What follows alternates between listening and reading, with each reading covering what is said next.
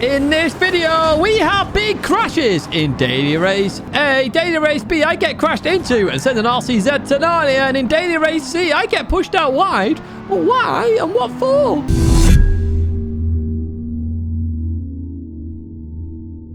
Hello everyone and welcome back to the Gran Turismo weekly race guide here in 2025, week 37. And first up, we're high speed ring in a Dodge Viper.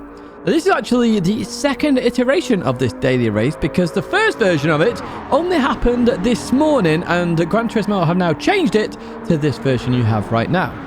So we're doing 7 laps here on the week slipstream. It's a good start with a false start check. Sport soft tyres, and of course BOP is on. However, apply livery, add some downforce effect, etc. However, the downforce doesn't really work because BOP is on. Now, in terms of the other variation of this race, I will show that separately another time. Next up then, we have some timestamps. So if you don't enjoy this race or don't want to do this race, there's some timestamps there to jump to Daily Race B or Race C respectively.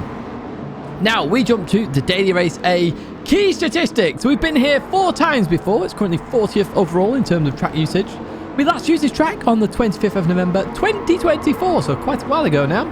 In terms of issues, then, you do have to be careful here. Barriers and wall riding will happen, and crashes are pretty much guaranteed at this daily race. Without further ado, then, let's jump into this one, where I jump into a daily race where you have no familiar names whatsoever. Right, here we are then at the start of this one. And as I say, no familiar names. Maybe Jack Garcia, you may remember them. It's been in a couple of them. Now, full start check. To hold the handbrake here, I put traction control on 1 just to make sure this Viper can set off the line here then. And here we go. Off we go. Good start here. We actually catch up to the Italian a little bit straight off the bat. Now, with this one, with slipstream being on weak, there's not really anywhere you could go. So I could go towards the right side here, but I'd just lose the slipstream. So I'm going to stick behind the Italian now as we go through turn 1. You can see up ahead, everybody is all over the place in terms of track position then. And it is a bit of a guessing game where to place your car. So I head towards the left-hand side here. This is just to get out of the way because I anticipate people crashing into the barrier. So let off here. I go on the brakes. The German up ahead brakes even earlier than I expected there. They then lift off the brakes, or I believe they did. And then they had a bit of a crash there. Should I have waited up? I'm not too sure because I felt they could have stopped at that corner. But even so, I'm going to carry on here because there was lots of carnage there all the same. Well, I'll look at the bloopers though, just to see if I was right or wrong with what I understood right there. We're going to go into this left-hander then, and Pet Noble up ahead with a 3-second penalty there with the black lines on that Viper there. We're just in a plain yellow Viper. Corn Fish goes towards the left-hand side. We go through the penalty taker there. So we're actually going to get 2 positions here and be up to P6 then. So we survived lap 1, which is a miracle in itself on this daily race. So do try and be careful on that first lap. Just try and stay out of trouble. That's probably the key thing to take away from this daily race.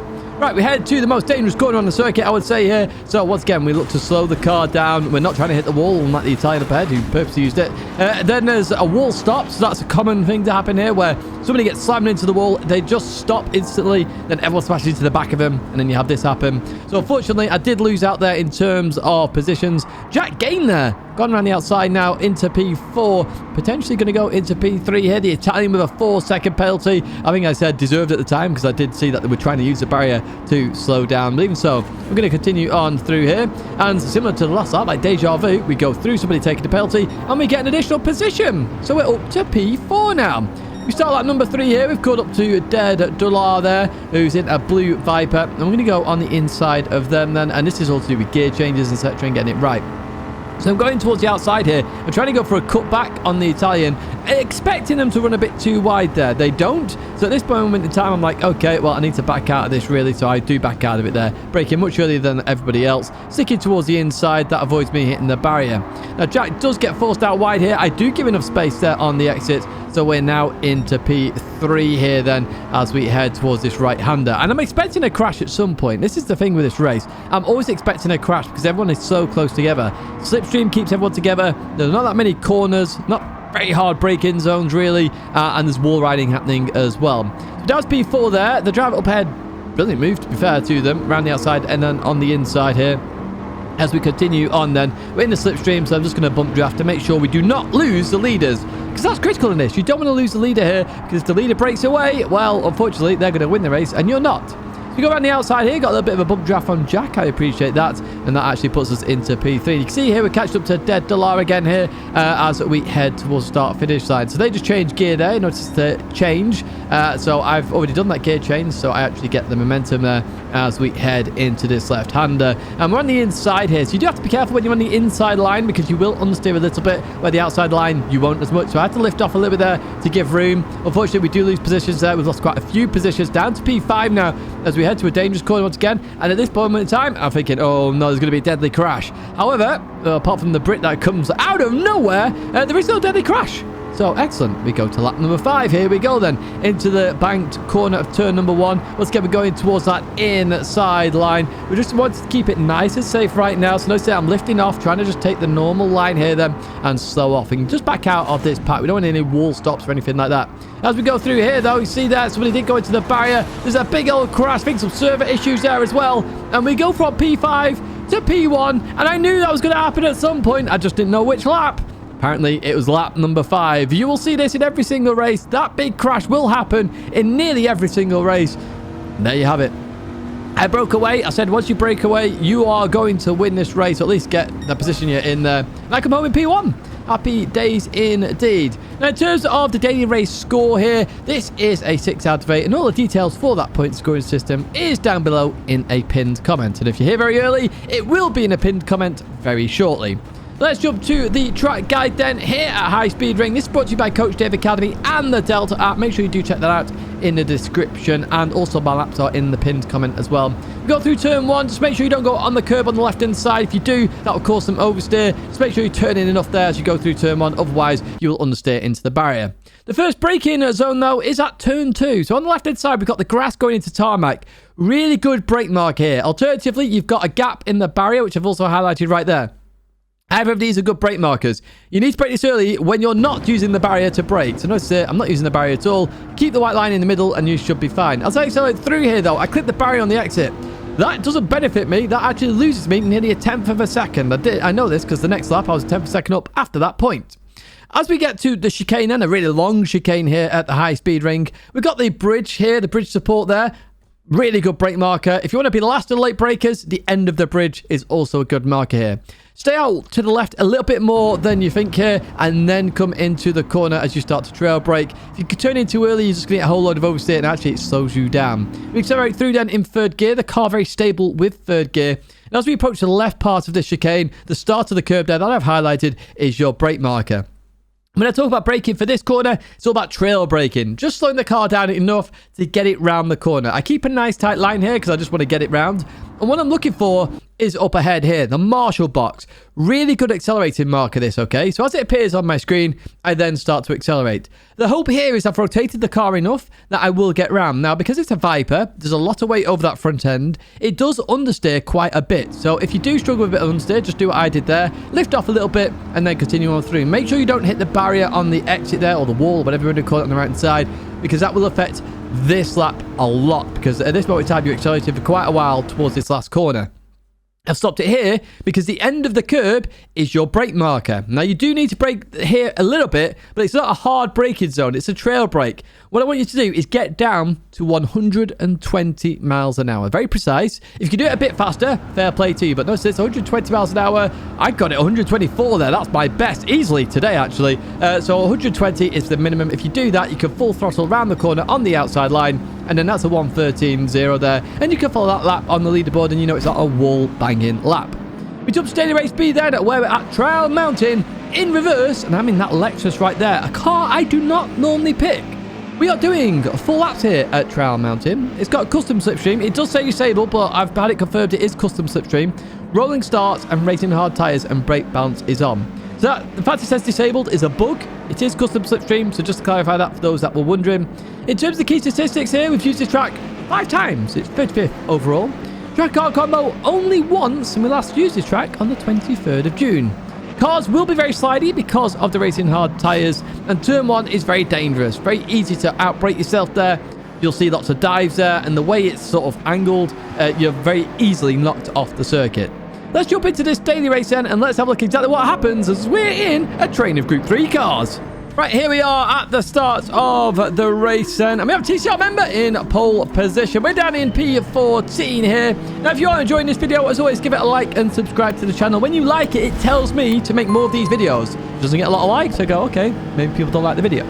Right, jumping into this race then. Blue racer there in the McLaren. Struggles with acceleration. The Lexus does not, apparently. It's going in towards turn number 1. It's hard on the brakes, and you've got to be very cautious here. Keep your awareness all around. Mirror, radar, absolutely everywhere. We try around the outside of Blue racer here. Now, all the cars are going to struggle on the exit. Speedy Bosser there, I think, just clipped the wall on the left-hand side, which did slow them down. They're in the old McLaren livery there. Look at that. As we go into this right-hander, Blue racer on the inside. So it's McLaren versus McLaren right now. We get a bit of a run out of that corner. Going to be on the inside of Blue racer as we head towards this left-hander. Slowing the car down then. And Blue racer around the outside. Actually makes it work there. Brilliant move. I forgot about that completely. Max power on my inside to the left then. So we're actually losing out here more than anything. As we go down here, we're going to be 3 wide, 2 wide, 2 wide. Somebody's out towards the left-hand side there as well. Not sure what's going on there. As we continue on through here, we're in P12. All said and done. And P13. I apologize. Max power and Blue racer both go ahead of me here then.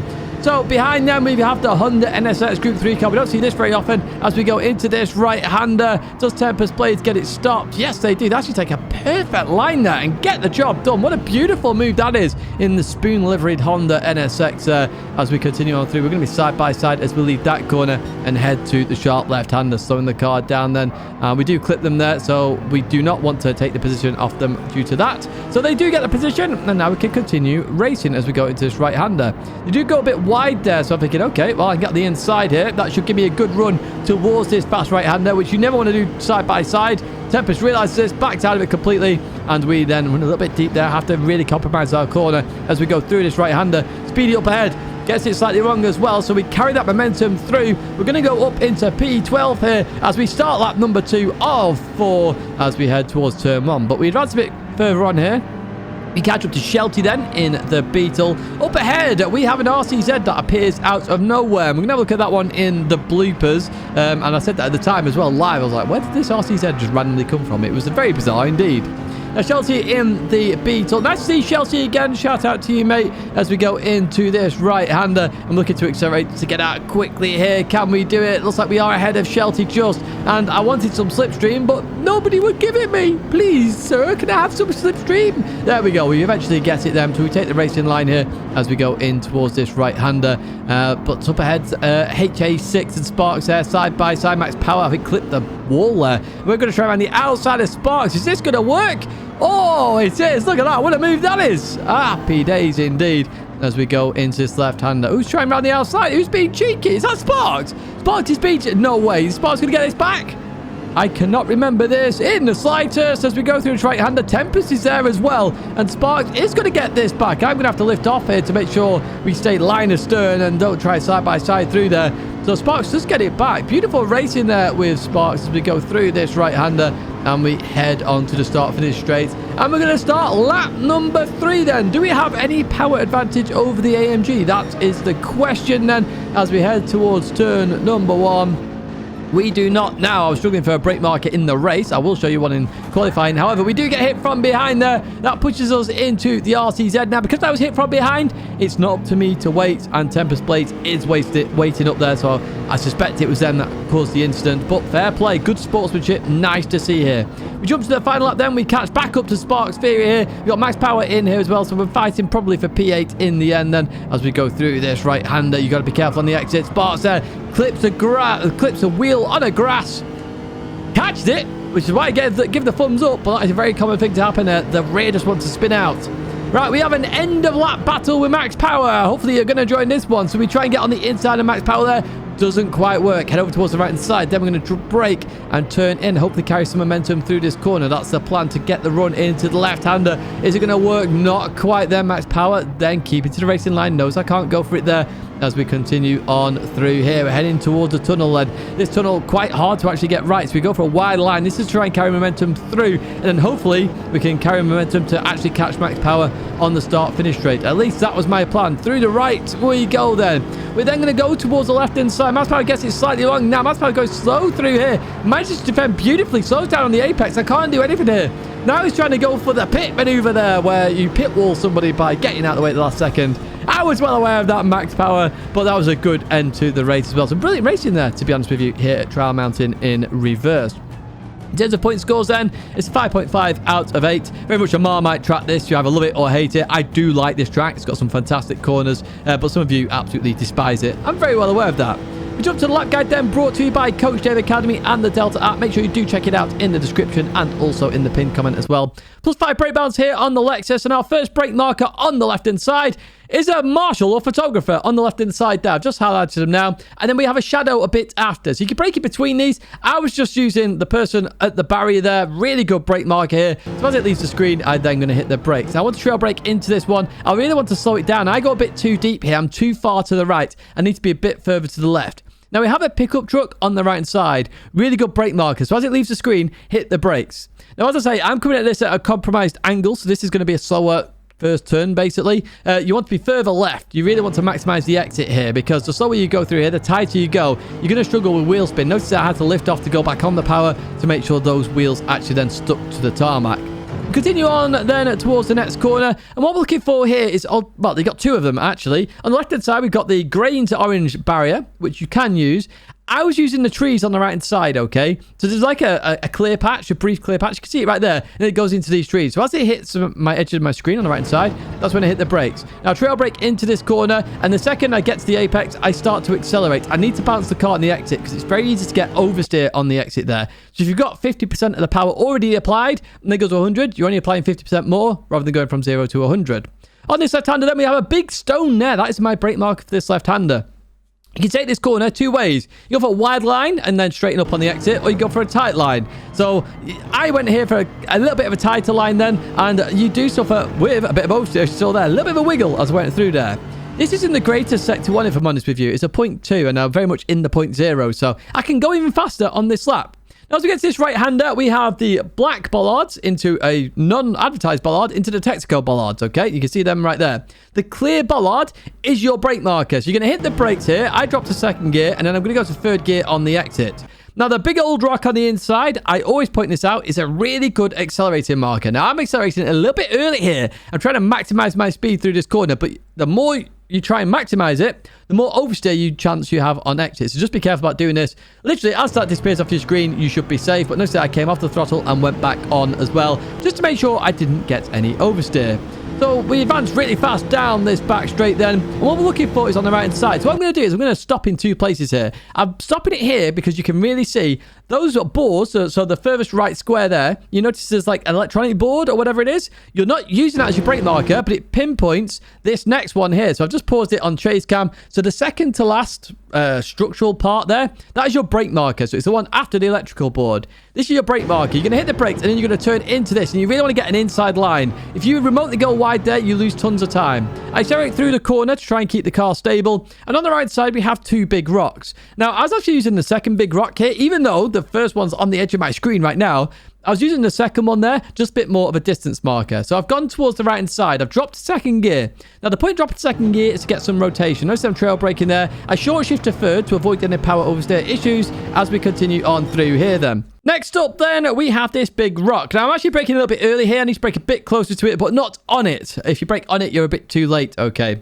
So for this one, you want to stay as far to the right as possible, then drop to the lowest gear that you need to get the car rotated, and then accelerate through. If you turn in too early, you're going to overturn the car, and what it's going to happen is on the exit, you'll get loads of oversteer. See there, I suffered a bit of oversteer there because I hit the brakes too early and I turned in a little bit too early.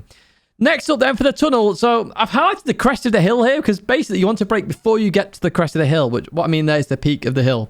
Alternatively, you can, on the right side, you've got this yellow and black sticker there for the tunnel. You can use that, okay? So you want to trail brake into this tunnel. You want to get the car rotated a little bit if you can. And then when you feel it necessary, then start accelerating. There is no marker for accelerating on the exit there. You just have to get used to it. As I go to this point here, on the right side, we have a gap in the barrier. This is your turning marker. Now, in the Lexus, I like to actually short shift to fifth gear here. It just reduces a bit of understeer, and it allows me to set up for the final part of this circuit then. So that's exactly what I'm going to do here. I'm going to turn in on that there. I'm going to go to fifth gear, and then we're going to head over towards the left-hand side. Now, I want to straight line this as much as I can. I lifted a little bit there. Don't have to lift. You can do it flat, but it's very deadly to do it there. But I carried as much speed as I could. I head towards the line on the left-hand side here, and that is a 151.520. a 0.2 easily possible here in the Lexus. I do think it's one of the best cars there. Speaking of which, we're going to Laguna Seca here for Group 4, and I'm in arguably one of the best cars there, the Renault Megane Trophy. We did 13 laps. Once again, it says disabled, but trust me, it is custom slipstream. Rolling start, racing soft and hard tyres, both are required. Times 3 fuel, times 5 tyre wear, and you can adjust the brake balance. So as I said, I'm in the Megane Trophy, always a strong car here at Laguna Seca. And in terms of the key statistics here, we've used this track 15 times. It's 11th overall in terms of usage. Track car combo 5 times. We last used it on the 9th of June. In terms of issues then, we have extreme tyre differences, hard and soft. You know, that's the big extreme there. And there's not a lot of overtaking spots. There are a few, but if you've got soft versus soft or hard versus hard, it's going to be a little bit harder to overtake. Let's jump into this one then, and let's have a look exactly what happens. Here we are then at the start of the final race. And we got Villa in pole position. I'm starting P13. Quite a few Renault Megane trophies. And the annoyance of Daily Race C straight away, starting before the corner. They still haven't got this right. If you're enjoying this video, as always, give it a like and subscribe to the channel to stay in touch with all the latest content. We've moved on further on in the race then to where we can actually race people because of the stupid rolling starts. And the corkscrew then. We've already got a Genesis over towards the left-hand side. Not sure what's happened to them as we go through here. I was very scared about being nudged off there, but they were very safe there, so I appreciate that from the Dutch driver as we go into this right-hander. Everybody absolutely everywhere then, as we continue on through here. And I think somebody's just got in the pits there. Yes, Shadow's just got in the pits. Going for a lap 1 pit. Blue Racer then goes a bit too deep here. And we do get a position. So we leave all the action there in P9. So happy days indeed. And looks like I'm having a crazy hair day there. Look at that, my word. I do need to get it cut, to be honest with you, so I'll look more presentable on these videos.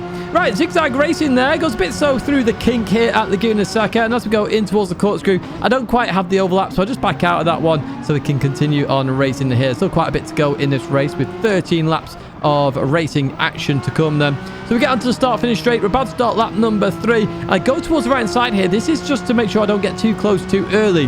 So as I go through here, I'm actually going to aim for the cut back there then. And as we go in towards this turn, my goal here is to get on the inside and remain on the inside and hopefully get the position on the exit. As we continue on through then, I do have the advantage. However, I get a huge amount of oversteer then. Accidentally whack on my indicator for reasons I'm not aware of. But anyway, Blue Racer takes full advantage of that indicator and goes through as well. So we're down to P10 then. The fact I caught that, I'm very happy with. We go through here though, and unfortunately, I'm going to head off into the dirt. So I was even more happy I caught that because it's very easy to spear off the circuit. We go a lap later then. Blue Racer's got past Zigzag. We've caught up to Speedy Boss there. Blue Racer's just got off the circuit then, so we're looking to get on the inside of Blue Racer. We're very close to Zigzag here as well. And I go for this kind of move then. This is a very dangerous attempt at a move. But it paid off. We're up into P8. That's 2 positions in one place. I'm very happy with that. Although if I got it wrong in the slightest, Zigzag was going to Narnia. Fortunately, I didn't get it wrong, and yeah, I'll say P8 all said and done. Let's advance a bit further on in the race where we catch up to Speedy Boss then as we head towards turn number 1. They defend the inside this time then, so as we go into here, I'm looking on the outside. Can I carry that speed then? Not quite. Look for the cutback then. No, not possible right now. So let's take it towards the right-hand side, and I've got nowhere to go, so I just have to back out of that a little bit. However, I just get an amazing run through that corner. I get alongside Speedy, and heading towards this right-hander, we're looking to get a position. We do indeed, up into P7. That was a really interesting move, that, to be honest with you. Now, I knew they would come back at me here, so I go defensive then as we head down here. And I was very surprised that they sent it down into this corner, because that's what usually happens there. It's not really a send-it corner. I wasn't too happy with that, so I flashed my lights there. Of course you would, because anybody would in that situation. You've just been pushed off the circuit, and my face says it all, to be honest with you. But we're going to continue on with this race. So Zigzag gets ahead there, and of course I've lost the out to max power there as well. And then this track position really is key. It's where the strategy comes into play with this race. However, we get to the corkscrew here. Speedy sees that I'm behind them here, and it's going to head over towards the right hand side. Dabs the brake a little bit there to let me go. So I do appreciate that. Good sportsmanship there. Mistakes happen. We'll look at it again in the bloopers just to be sure what happened, whether I'm right with that. Max power decides to go sideways there. But we advanced to lap number 6, and what I was going to do was, depending on what happened up ahead, they both stayed out. So I thought, do you know what? I'm coming in the pits. So we had to change tyres. Our mandatory tyre now is the soft tyre. I started on the hard tyre. I didn't actually talk about that, but when you start towards the back of the pack, usually you start on the harder compound and then you finish on the softer compound. And if you start towards the front, start on the soft and then go towards the hard, depending on who you're racing, of course, and that is the strategy here. Now, what lap you pit is depending on free air and all sorts, so you do have to take that into consideration as well when you do these races. So I've come out in P14 right now, soft tyre on. Remember, Shadow pitted on lap 1, it's currently in P12 and miles up the road right now, because of course I was fighting. So lap number 8, I go into this right-hander and I clip the sausage. So I'm off again on this corner, but I managed to bring it back there. And max power stayed out to lap 8 here at least then as we continue on. So we advance to lap number 9 then. Max power has been in the pit, so he's behind me now. I'm in P8. Sparks up ahead, starts on the soft tyre, is now on the harder compounder tyre, and you're going to see the vast difference in tyre. Look at the speed difference there going through there. In fact, I actually tapped the back of Sparks. Sparks just lets me go there because there is no way Sparks can fight me off for the remainder of the race. So it's actually really smart driving there to try and maximise Sparks' position. Lap number 11, we catch up to Shadow then. Shadow, remember, pitted on lap number 1, and I just got up to Shadow, so it shows you the benefit of the strategy side of it. Now, it may not be the most practical, most speedy way of doing the race, but it does get you ahead of cars. It does get you track position there. So Shadow doing very well there. We're up into P6 as we advance to the final lap then, where we catch up to Ugandan and Shelty. Shelty chose the Volkswagen Scirocco for this one. An interesting choice because the hard tyre, the front wheel drive will struggle on, but the soft tyre, it will be amazing on. Servers, as you're seeing, still having issues here in Gran Turismo. No idea what's going on, to be honest with you, but it feels like every week it gets a tiny bit worse. I don't know about you guys. Let me know in the comments below if it's also suffering for you. Heading to this fast right-hander then as we go into here. Oh, very close to the sausage. We continue on out there. Shelty's gone defensive versus Ugandan. I'm trying to decide where to go at this point because I'm not really sure. We go onto the brakes and Shelty unfortunately goes a bit too deep and tags Ugandan. So Shelty is actually going to wait up for Ugandan on the left-hand side. And I'm going to go through. Well played, Shelty. I'll pay you later, mate. That's TCR. I'm joking. I'm joking. We don't do that at TCR. Shelty's doing the sportsman-like thing there and letting Ugandan go. Anyway, head towards the end of the race then. I finished in P4, which, bearing in mind all the action that happened, I reckon I could have come P2. Villa was miles ahead. No way of catching Villa there. Well played to you for that race victory. So in terms of this race, the points on the doors, it is 7.5 out of 10. So all the details for this scoring system is down below in a pinned comment. What we're going to do now is jump to the lap guide here, brought to you by Coach David Calvini and the Delta app. Make sure you do check it out in the description and the comments. It will help you get faster, and I'll explain that a bit more at the end of this video. We're going to head towards turn 1, okay? We have a 3 board on the right-hand side, or the line there as well, okay? This is your brake marker in the Renault Megane Trophy. It might be a bit earlier in other cars, but it's actually just after in the Renault Megane Trophy. You're going to drop to 2nd gear. Remember, you are on soft tyres. We're also on +5 brake balance if you didn't see the graphic. So literally, this car will just grip. So we go into here. We instantly start trying to accelerate to get the car to rotate a little bit. It should rotate a little bit, and then you should be able to get round. Next corner then, we stay in 3rd gear in the Renault Megane Trophy, and on the left-hand side, we've got the dirt going into gravel there. This is your brake marker. That line right there where the transition happens, okay? So we're going to hit the brakes, and because we've already loaded the car as we go into this one, you can see we're already turning right. The car should just rotate in, and then we should clip the curb. Avoid the sausage, of course, because they're not very nice. We're going to head towards the next corner then, and what we're looking for is the tannoy system on the left-hand side. This isn't a brake marker. This is my turn-in marker, lift-off marker as well, to make sure I can get around this corner. You don't need to brake in Group 4, really. There's not a car I'm aware of where you need to brake. So we're going to turn in and lift off. Let's see how we go then. And as we go through there, we nail a good apex speed there. It's around 94 miles an hour, and we can continue on towards the next corner.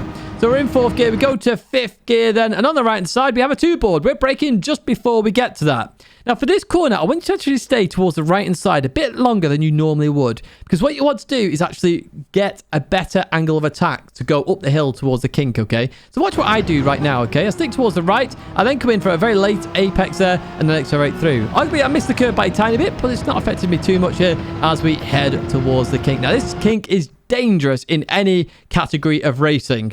So you have the 2 board, and we have a white mark on the barrier. We're actually braking in the middle of these two. The later you can turn into this and just get the car turned in, the more speed you can carry, okay? So it's actually last of the turn in will carry the most speed. So that's what I'm going to try and do here. And look at that, 100 miles an hour, 101 miles an hour through there. We really carried the speed. Now, if you turn a bit too early there, you're going to hit the sausage or just understeer off. So you do have to be careful. We stay in fourth gear as we go up the hill here towards the corkscrew because we want the engine braking. Okay, so the 3 line here on the right side is your brake marker. We're braking uphill, so you give you the last of the late brakers when you do this. And we're going to drop to second gear for this one. Don't brake too early for this one. It's very easy to do in the Renault Megane Trophy. But second gear, we turn left. We then go to third gear, accelerate through the hill. Make sure you go straight on the hill, though, because if you go down there and you turn remotely before you've, like, settled the car, the weight transition will fling it off. Now, on the left-hand side, we have a tree here. This is your lift-off marker for this long left-hander. Just lift off. Let the car roll. Let it do its own thing, okay? The car can turn by itself. Doesn't need you to accelerate or brake. So that's what I'm going to do now. Lift off, lift off, lift off. I then continue on the accelerator. Head over towards the left-hand side then, and we have the red and white curbing there. The start of the red and white curbing, or the 2-board, is a lovely brake marker for this right-hander. Now, I've dropped to third gear to get a tiny bit of rotation. Highly recommend you do that in most cars, really, to drop a gear to get it turned in. This corner is cambered as well, so the more on the inside you get, the more speed you can carry through the corner. So I then go to fourth gear to accelerate through. We head over towards the right-hand side. Now, normally I use the end of the building, but it's a bit too early to use the building, to be honest with you. So I'm actually using a 3-board, unusually. If you are struggling with braking, the end of the building is absolutely fine, but the 3-board here, perfect brake marker. So I want to stay as far right as possible. Stay as far right as well, a bit longer than normal here again. Notice here, I'm far to the right. I then turn in, I get a good angle of attack then on the exit. I don't understeer off, and I can accelerate towards the line, and this was a 126.310, I think, from memory. Look at that for a memory. There we go. So a nice fast lap there that you can follow on the leaderboard as well. So what we're going to do now is jump to some bloopers. So what I want to do is jump on the German driver here. So this was a German driver I hit from behind. Now, they hit the brakes early. They're allowed to hit the brakes early, so this bit is on me. But I wanted to see, did they lift off the brakes, and therefore I didn't need to wait or not? Because that's what I felt like. So as we go into here, then, brakes. They release the brakes. They go to accelerate, and then they get tagged by somebody else. Okay, so that is not on me. I was right to continue on, in my opinion. Do let me know your thoughts, though, in the comments. We jump to me on lap number 2 then. So this is one of those wall stops, I call it. So as we go into here, the Italian trying to use it there. And notice there, the German up ahead got slammed into the barrier twice, actually. And then they get a wall stop. So that's what a wall stop actually is. To just go from 100 to 0, basically. This is lap number 5. This is the big incident. So I was a bit further back here. So we're on board the British driver as we go through here. What actually happened? The Italian gets it all wrong. Then Brad Pitt gets hit. Everyone gets hit. And I just stick towards the left-hand side. I get saved by the ghosting and continue towards that race victory. So that's what happened there. Now, RCZ, how did you appear from absolutely nowhere is the question. So we're going to continue on through here. I see. This is where I said you need to make sure the car's a little bit loaded before you go full throttle there, because otherwise that happens. The rear goes, and then you've got to try and catch it. Turbo cars especially will struggle on that corner. Right, here was Tempest Blades then. Yeah, they just outbrought themselves by a tiny bit there. That forced the RCZ off. So what you're going to see here is Tempest Blades do something fantastic. They go towards the left-hand side of the circuit. They're out of the way of everybody, so everybody else can continue racing, and they wait up. Beautiful sportsmanship there. Well played to you. Here's the Dutch driver then. How did they appear out of nowhere as well? We saw this on lap 1 at Laguna. So the Swede there. Oh, the Swede gets it slightly wrong, and then the Genesis has nowhere to go, and then loses a billion positions, as you're seeing right now. And I should appear on the right-hand side. There I am. And for the final part here, so this was the Brit on the move on me. Now, was I right with my assumption here? So I stay towards the left-hand side. Basically, it says I'm defending this. So I go towards the middle of the road at this point because you can't really go for the dive there. They just outbrake themselves by a tiny amount there. That's nothing major. That's just a mistake. Now, if you have enjoyed this video, as always, give it a like, subscribe to the channel to stay in touch with all the latest content. I really do appreciate the support. Do check out my partners down below, including Coach Dave Academy. Remember, they support this video by sponsoring the lap guide section. Now, in terms of videos, if you want to get faster, check out that video right there. Alternatively, the time trial guide is the other one you can select. A big thank you for watching as always, and I hope to see you in another video or live stream again very soon.